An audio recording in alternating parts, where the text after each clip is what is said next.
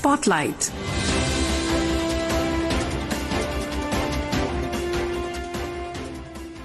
Good evening, listeners, and welcome to today's Spotlight. I'm Sarabjit Kaur. Today, we will be having a discussion on key Union Cabinet decisions. To discuss and to take a deep dive into this, we are fortunate to have with us today economic analyst Deepshikha Sikkarwal. Deepshikha, good evening and welcome to the show. Thank you, Sarabjit. Deepshikha, the Union Cabinet was held on 13th February and if I may say so, it was a historic one as it being the last one in the South Bloc as the Cabinet, approved the transition to the new Seva Tirath complex. And if I may call it, it was not only a moment of change of place, but also a moment of confluence of history and the future. What do you say about this? Absolutely. A lot of symbolism there. And I think Prime Minister also in his post on X sort of implied that history, these buildings were, built during British time. And of course, a lot of history associated there. So now we have a new parliament now. So the shift is symbolic, and also besides the symbolism, I think the idea is get to a newer, more efficient a workplace which is today's workplace, which caters to today's requirements, because these buildings were very old and obviously workforce in the government has sort of increased, technology has changed, tremendous changes have happened. So these new buildings have been constructed keeping all those things in mind. So definitely, I would say a significant move from both aspects, productivity-wise, bringing in efficiency in governance, providing a better workplace to government workforce, and also moving from the old legacy structures which were there. And if you say it has been named Seva Tirth, so the whole concept of Seva, so that is being brought in. Yeah, the name itself is very symbolic. Exactly. So, Deepshikha, you described it very well. Before we go any further in the program, let's hear what Honorable Union Minister of Railways, Information and Broadcast Ashwini Vaishnaw had to say about the Seva Tirath.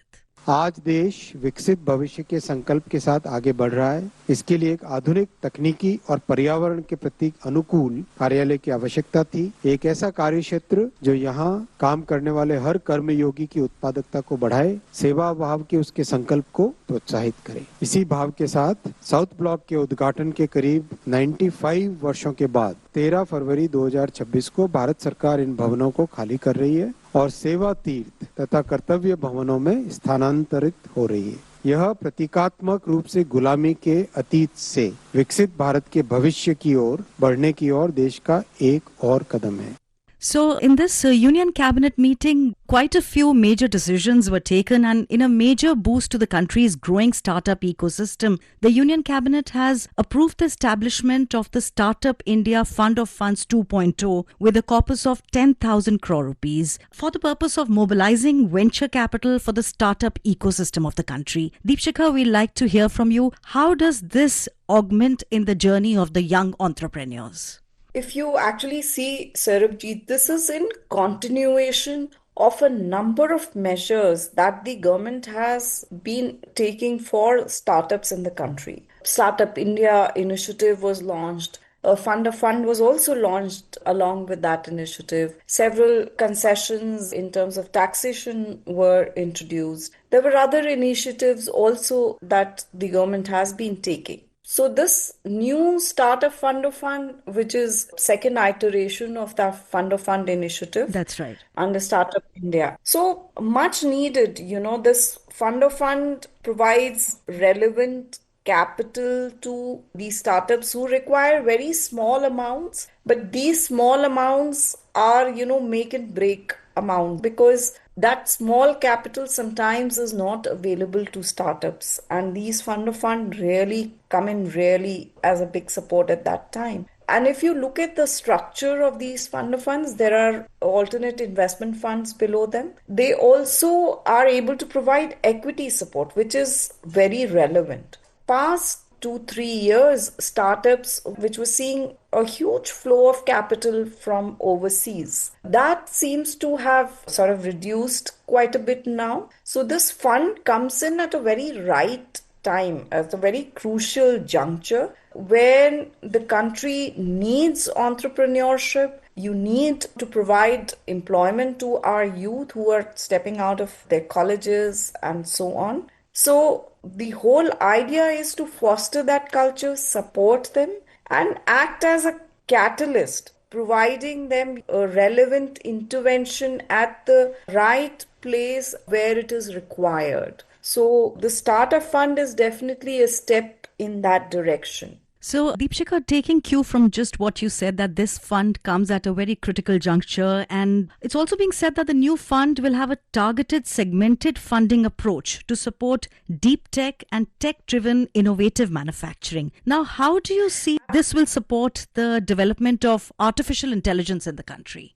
Absolutely. What is now required is especially, and government has been sort of emphasizing on this considerably, and multiple times we've heard policymakers emphasize on it. We need startups to focus on innovation, to focus on technology. So this fund of fund especially will focus on deep tech and advanced manufacturing. The whole idea is to create that technological advancement. India is hosting the India AI Summit in the coming week. The entire focus is to create that ecosystem wherein high-tech, artificial intelligence, these startups are able to not only create but also be ahead of other countries which have seen a lot of development in these areas. So this is a crucial intervention in capital support which the government has announced to foster development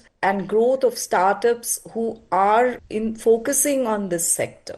So, as you rightly said, that today we target to be ahead of other countries. But along with this development, today our policies focus on inclusive growth. Do the cabinet decisions target to park investment beyond major metros so that innovation thrives in every corner of the country? Absolutely, Sarabjit. If you look at the list of decisions that have been taken, overall, if you look at the expenditure, it's 1.5 lakh crore. And part of this expenditure is going to Urban Challenge Fund. It's also going to railways. It's also going to roads. So, and if I could just talk about the Urban Challenge Fund, which has been there, where is it going? Where it is headed? The idea is to have a fund which will support this urbanization, upgradation, creation of relevant infrastructure in our cities, which are sort of bursting at the seams due to population pressures and other. They don't have the right infrastructure to cater to the population sizes. So it's actually taking it to the last mile. If you look at the road connectivity projects, if you look at the rail connectivity projects, the idea is to take it to the last mile, take it to down below to the citizens for their ease. The government, with the number of projects, it's not just they would be focused only on large metros or their development. The idea is to take development to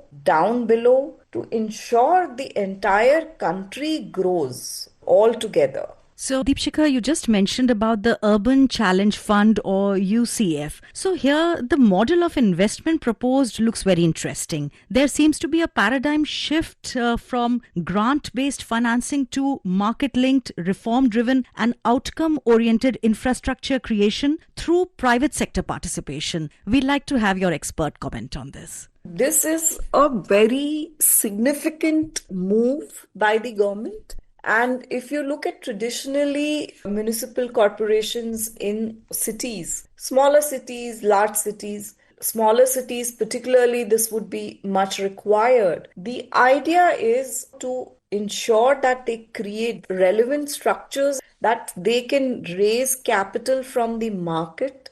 And while they do so, these structures will ensure that they remain transparent, they become much more efficient, the goal is to become a developed nation by 2047. So your municipal bodies, and we were talking about, the last mile. So unless each component is sort of developed in a way where you lift the entire country's growth, it won't be possible. And our cities, especially the smaller cities, tier 2, tier 3, so they will also have to be lifted to support this dream of 2047. So a very good financing structure, which this Urban Challenge Fund is expected to put in place. Some support would be given to these bodies so that they can go to the market, raise capital through municipal bonds. And in that process, they can reform themselves.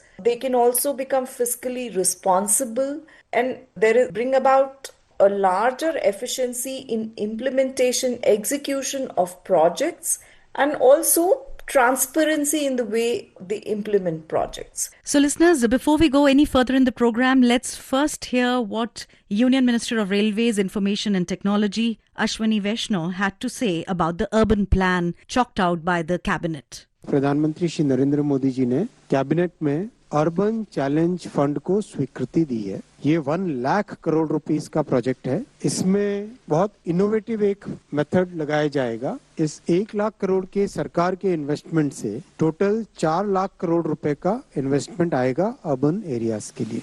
Urban problems को solve करने के लिए इसमें encourage किया जाएगा। Technology का बहुत use किया जाएगा। टेक्नोलॉजी के माध्यम से अर्बन चैलेंजेस को कैसे दूर करें, वो बहुत इसमें ध्यान रखा जाएगा। Deepshikha, we also see that the cabinet approved 3 multi-tracking projects covering 12 districts across the states of Delhi, Haryana, Maharashtra and Karnataka, drastically increasing the existing network of Indian Railways almost by 389 kilometers. What do you have to say about this in the backdrop of PM Gati Shakti National Master Plan and, policies towards seamless connectivity for movement of goods, services and people in the country? Sarabjit, if you actually look at the kind of population growth that the country has had and the infrastructure growth, so we find that it is lagging behind. And if the country has to grow, especially if it is eyeing developed nation tag, then its infrastructure needs a very massive facelift. Multi-tracking for railways is very much required to cater to, the growing needs of industry, businesses, and also the citizens of the country. You need railways for carrying freight, which is a cheaper and a environmentally friendlier way of transporting goods. And also you need more trains, a more efficient network for swifter, faster transport of citizens. Like Prime Minister himself has said, ease of doing business and ease of living. So for both, it is required that we have very robust railway network which can complement and also supplement it at places our freight transport through roadways. And you mentioned the Gati Shakti. So in terms of Gati Shakti, the government is put all the projects, all the infrastructure projects on the Gati Shakti portal. They get monitored very extensively. And this earlier issue that your left hand doesn't know what the right hand is doing, that problem has been done away with, Gati Shakti being there. So the projects are now being designed with each part of the infrastructure talking to each other. So there are no gaps. A railway project will not be stuck up, or a road project will not be stuck up because a railway bridge is to be constructed, and so on and so forth. So that kind of alignment has been brought about because of the Gati Shakti. Listeners, with this we conclude today's discussion on key decisions taken by the Union Cabinet. Deepshikha, thank you very much for joining in and sparing your valuable time. Thank you very much. Thank you, Sarabjit. Listeners, you can listen to this program on our mobile app, News on AIR, and YouTube channel, News on AIR Official. Spotlight.